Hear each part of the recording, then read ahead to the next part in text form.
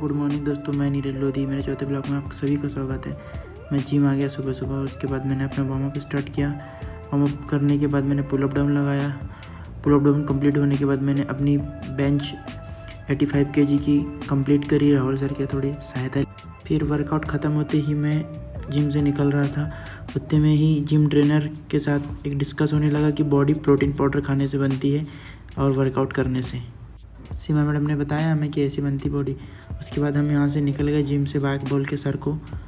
फिर हम घर के लिए निकल गए। हमने वो देखा ऊपर एक अंकल बकरा धो रहे थे अपना।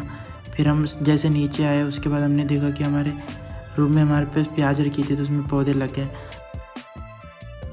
फिर हमने वो प्याज को डस्टबिन में डाल के हम तुरंत निकल गए मेडिकल के लिए। हमने मेडिकल पे आके देखा कि एक बच्ची तो हीरोइन बन के घूम रही चश्मा लगा के, और उसके दादाजी उसको फिर हम नाई के पास आए तो नाई हमें बोलने लगा कि भाई बताइए बाल काटना है फिर अब उनको कौन बताए कि मेरे सर पे बाल रहेगा तो बाल काटेगा ना भाई। फिर हमने देखा एक बच्चा अपने हाथों से गाय को रोटी खिला रहा था, और रोटी खिलाने के बाद उसने सेकंड गाय के पास गए। फिर हमें सुबह नाश्ता करना था तो हमने जलेबी पोहा लाया। जलेबी पोहा खाया हमने। टेस्टी था यार आज का तो पोहा। और जलेबी की बात ही अलग है, वैसे ही तो वो मीठी होती है। फिर हमें एक पेशेंट का फ़ोन आया, बोले आप हमें घर आ जाइए, हमारा सैंपल ले लीजिए। हम उनका सैंपल लिए और उसके बाद हमने ढेर सारा खून निकाला। वो बोल रहे थे और कितना और कितना और कितना खून। हमने बोला जितना लगेगा उतना ही खून निकालेंगे, ज़्यादा नहीं निकालेंगे भैया। और फिर खून निकालने के बाद हमने कंप्लीट कॉटन रखा।